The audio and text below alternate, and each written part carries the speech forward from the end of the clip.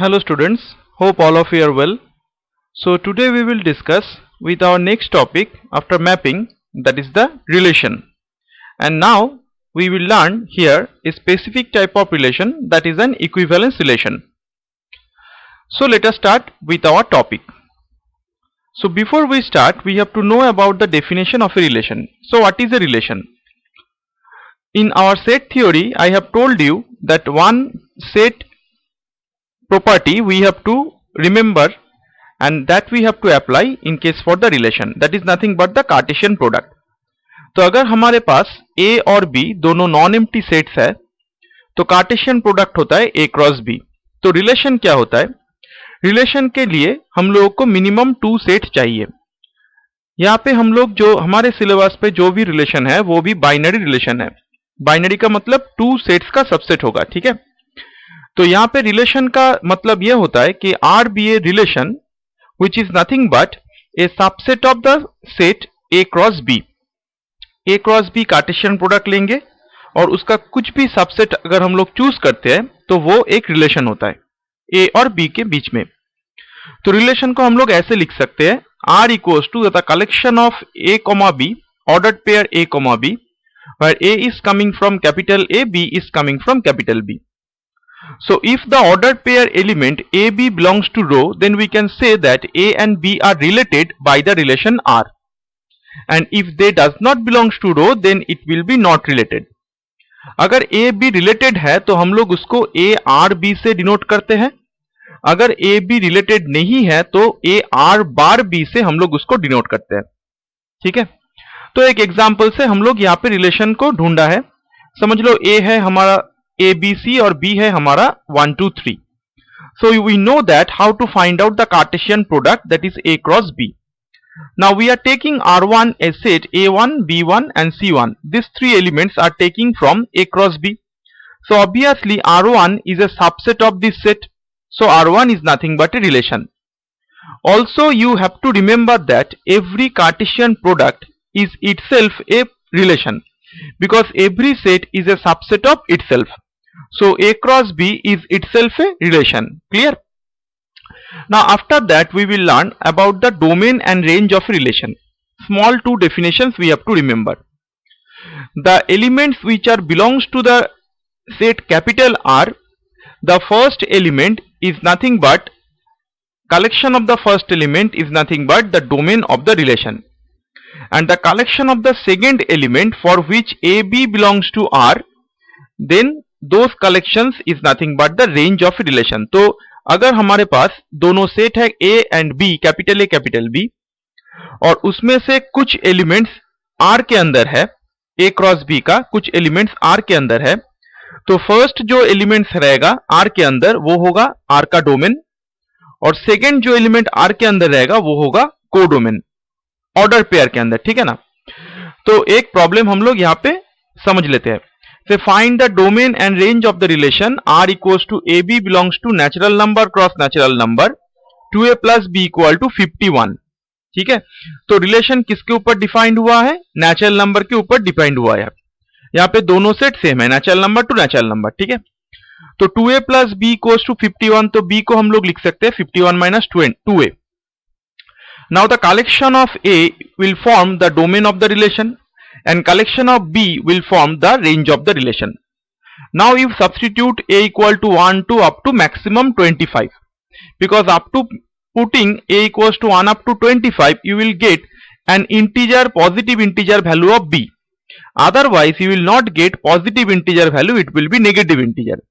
But since we have to take the elements from natural number, so it must be positive integer. So we can choose A equal to 1 to up to 25. According to this, domain becomes 1 up to 25. But putting A equal to 1, B will be 49. Putting A equal to 2, B will be 47 and so on. So range of the relation will be 135 up to 49. एक skip करके जा रहा है यहाँ पे, ठीक है. अभी हम लोग को क्या करना है, ये टॉपिक का जो इंपॉर्टेंट पार्ट है, that is the types of the relation. तो बेसिकली रिलेशंस आर 4 टाइप्स.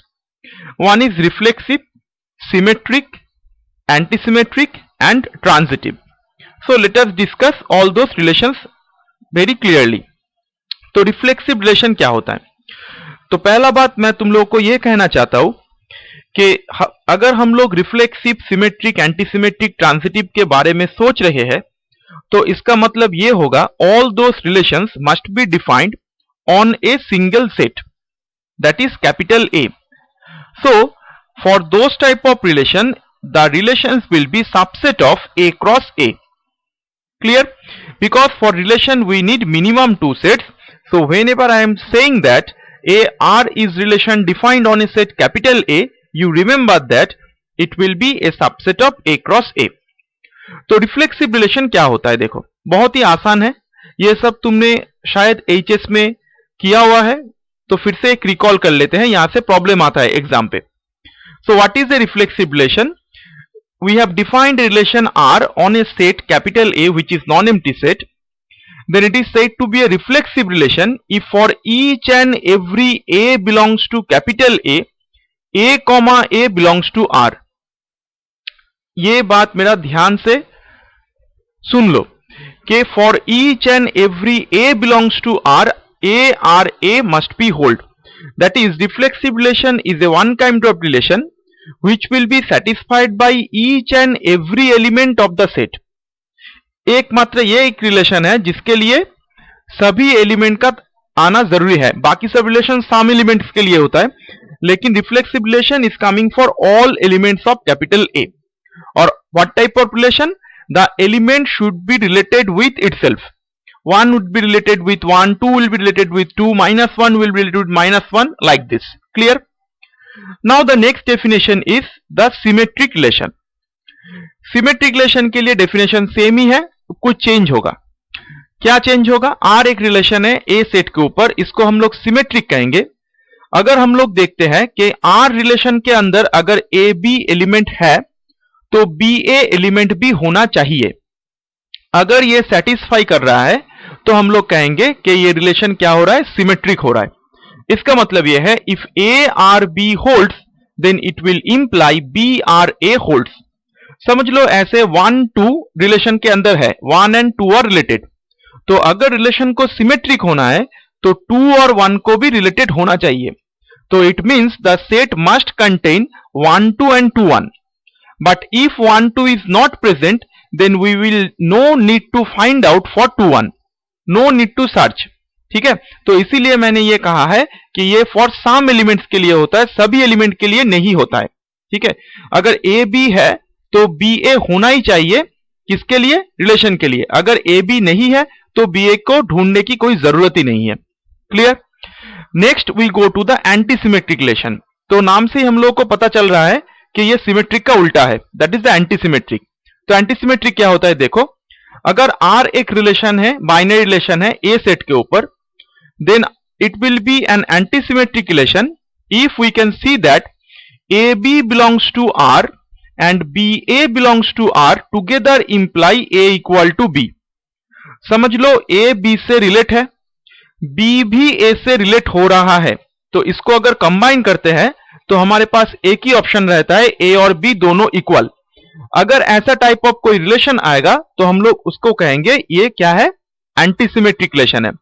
जो हम लोग सेट थ्योरी में करते हैं, इक्वालिटी ऑफ सेट्स, तो वहां पे हम लोग क्या करते हैं? देखो capital A subset of capital B and capital B subset of capital A.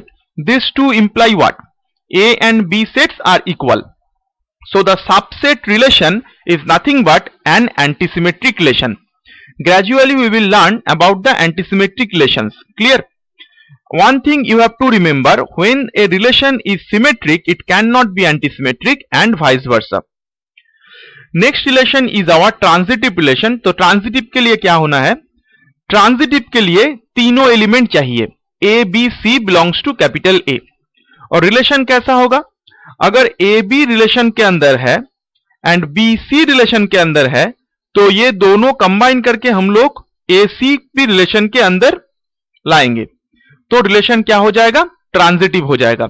It means if A and B are related, B and C are related, then A and C will be related. This relation is also happen for some element, not for all elements. ठीक है. Next definition is our equivalence relation and partial ordered relation. So what is an equivalence relation? एक relation R को अगर हम लोग एक set के ऊपर डिफाइन करते हैं तो that relation will be an equivalence relation if it is reflexive, symmetric as well as transitive. तो तीनों रिलेशन रिफ्लेक्सिव, सिमेट्रिक और ट्रांजिटिव होगा तो हम लोग कहेंगे वो इक्विवेलेंस है. अगर वो रिलेशन रिफ्लेक्सिव, एंटीसिमेट्रिक और ट्रांजिटिव होता है तो वो हो जाता है पार्शियल ऑर्डर रिलेशन. तो सिमेट्रिक को हटा के अगर एंटीसिमेट्रिक ले आएंगे उसके बीच में तो वो सिंपली हो जाएगा पार्शियल ऑर्डर्ड रिलेशन. यहां पे मैंने बहुत सारा प्रॉब्लम को सॉल्व किया हुआ है. एक दो प्रॉब्लम मैं तुम लोगों को क्लियर कर देता हूं. समझ लो हमारे पास एक रिलेशन है आर जो डिफाइंड हुआ है ऐसे, जेड के ऊपर डिफाइंड है, ठीक है ना, सेट ऑफ ऑल इंटीजर के ऊपर. A R b if and only if 5 divides a minus b. ये सिंबल है डिवाइड्स का. डिवाइड्स का मतलब क्या होता है? Remainder should be 0. ठीक है, अगर ए बी को डिवाइड करता है तो इस mean b is a multiple of a. Clear? जैसे 2 4 को डिवाइड करता है, 4 12 को डिवाइड करता है, ऐसे. ठीक है, तो डिविजिबिलिटी का मतलब यह है अगर ए बी को डिवाइड कर रहा है तो b will be a multiple of a, remainder will be 0. So there is a huge difference between the divisibility and fraction. A by b का मतलब है फ्रैक्शन भी हो सकता है, लेकिन ए डिवाइड्स बी का मतलब कुछ ना कुछ इंटीजर वैल्यू हम लोग को मिलेगा. ठीक है, अभी ये रिलेशन को हम लोग को चेक करना है कि ये रिफ्लेक्सिव है, एंटीसिमेट्रिक है, ट्रांजिटिव है कि नहीं. So let us consider every integer from set z. So for all a belongs to z, if you take a minus a, it will be what? 0. A minus a will be 0, and 0 is divisible by any integer. So 5 divides 0. So we can say that for each and every a belongs to z, a r a holds. So R becomes reflexive relation. Now going to check the symmetricity. Say we are taking two elements a b belongs to z and considering a r b holds. ठीक है, हम लोग पकड़ रहे हैं कि a r b hold हो रहा है, ऐसे करके हम लोग सिमेट्रिक को प्रूफ करते हैं. तो a r b होल्ड हो रहा है, इसका मतलब क्या होगा? 5 किसको डिवाइड करेगा? a माइनस b को डिवाइड करेगा. तो 5 अगर a माइनस b को डिवाइड करता है तो 5 क्या b माइनस a को डिवाइड नहीं करेगा? ऑब्वियसली डिवाइड करेगा. ठीक है ना, तो 5 b माइनस a को डिवाइड करेगा. तो a माइनस b को डिवाइड करता है तो वो हो जाता है a r b. तो यहां पे b माइनस a को डिवाइड कर रहा है तो इसका मतलब ये हो जाएगा b r a. So r will be symmetric. Clear? Now consider 3 elements to check the transitivity. Say a b c be 3 elements from the set of all integer and we are considering a r b and b r c hold. तो a b से related है, b c से related है, तो इसका मतलब क्या होगा? 5 a माइनस b को डिवाइड करेगा, 5 b माइनस c को डिवाइड करेगा. अगर ये दोनों को हम लोग ऐड कर देते हैं तो क्या मिलता है? अगर 5 a माइनस b को डिवाइड करता है, 5 b माइनस c को डिवाइड करता है तो उसका एडिशन को भी डिवाइड करेगा. तो इसका मतलब 5 किसको डिवाइड करेगा? a माइनस c को डिवाइड करेगा. तो यहां से हम लोग कह सकते हैं r क्या हो रहा है? ट्रांजिटिव रिलेशन है. That means it is an equivalence relation. Let us go to the second problem now. Here we have to check whether this relation is reflexive, symmetric and transitive or not. ये 5 marks का question है, exam पे आ सकता है. तो ए R B कैसे defined हो रहा है? देखो यहां पे भी सेट है, सेट ऑफ ऑल इंटीजर, और a b strictly greater than 0 है. ठीक है, जैसे 1 और 2 का प्रोडक्ट करेंगे तो वो पॉजिटिव होगा. तो पॉजिटिव इंटीजर्स को प्रोडक्ट करेंगे तो पॉजिटिव होता है, दोनों नेगेटिव इंटीजर को प्रोडक्ट करते हैं तो भी वो पॉजिटिव होता है. ठीक है, तो सारा पॉजिटिव इंटीजर, लेकिन पॉजिटिव के साथ नेगेटिव को मल्टीप्लाई नहीं करना है क्योंकि वो रिलेशन के अंदर नहीं रहेगा. Clear? Now we can see that for each and every a belongs to z, a into a square will be greater than 0. Obviously square of something will be greater than 0 provided a must be not equal to 0, क्योंकि हम लोग यहाँ पे set of integer को ले रहे हैं. ठीक है, तो a अगर नॉट इक्वल टू 0 होगा तभी जाके हम लोग कह सकते हैं a स्क्वायर ग्रेटर देन 0. अगर a इक्वल टू 0 है तो उसके लिए क्या होगा? a स्क्वायर 0 हो जाएगा. तो सभी a के लिए a dot b greater than 0 ये रिलेशन सेटिस्फाई नहीं हो रहा है. एक एलिमेंट हम लोग को मिल गया जो है 0, उसके लिए ये स्ट्रिक्टली ग्रेटर देन 0 नहीं फॉलो कर रहा है. तो इसका मतलब r क्या नहीं होगा? रिफ्लेक्सिव नहीं होगा. अब सिमेट्रिसिटी पे चलते हैं. ए बी दोनों एलिमेंट लिया हुआ है यहां से जेड पे, और ए रो बी होल्ड हो रहा है, तो इसका मतलब ए बी ग्रेटर देन 0। अगर ए बी पॉजिटिव है तो ऑब्वियसली बी ए पॉजिटिव होगा, तो आर सिमेट्रिक हो गया। ए बी सी तीनों एलिमेंट ले रहे हैं जेड से A R B hold and B R C hold, तो ए बी पॉजिटिव है बी सी पॉजिटिव है, तो इस दोनों को अगर मल्टीप्लाई करेंगे तो क्या आएगा, a b square c positive होगा, तो बी स्क्वायर तो ऑलरेडी पॉजिटिव है, तो बी स्क्वायर को अगर हटा देता है तो A C obviously positive, so A R C hold, so R becomes transitive. Okay, यहां पे मैंने गलती से लिखा है एंटीसिमेट्रिक, इसको करेक्ट कर लेना है, ट्रांजिटिव होगा। ठीक है, मैं तो क्विक ये नोट बना रहा हूं तुम लोगों के लिए, तुम लोगों को भी दिक्कत हो रहा है मुझको पता है, क्योंकि तुम लोगों को बहुत सारा नोट फॉलो करना पड़ रहा है यहाँ पे। ठीक है, तो मैं भी ये सब नोट घर पे बना रहा हूँ, फिर उसको वीडियो लेक्चर बना के तुम लोगों के लिए मैं भेज रहा हूँ। ठीक है, तो थोड़ा बहुत गलती हो रहा है मुझे भी, तो यहाँ पे आर ट्रांजिटिव होगा, एंटीसिमेट्रिक नहीं होगा। क्लियर? तो ऐसे करके बहुत सारा प्रॉब्लम मैंने यहाँ पे सॉल्व करके रखा हुआ है, तो उसको चेक कर लो, शायद तुम लोग को समझ में आ जाएगा आसानी से। ये प्रॉब्लम बहुत ही इंटरेस्टिंग है और ये एग्जाम में आ सकता है। ठीक है ना? इक्विवेलेंस रिलेशन के बाद हम लोग स्टार्ट करेंगे पार्शियल ऑर्डर रिलेशन। ये बहुत ही एक इंपॉर्टेंट प्रॉब्लम है। ठीक है, ये 2-3 बार एग्जाम पे आ चुका है प्रीवियस ईयर पे, तो इसको अच्छे से चेक कर लो। अगर ये प्रॉब्लम समझ में नहीं आया है तो मुझको तुम लोग पूछ सकते हो कैसे सर इसको आपने सॉल्व किया हुआ है। ठीक है, हैव ए नाइस डे।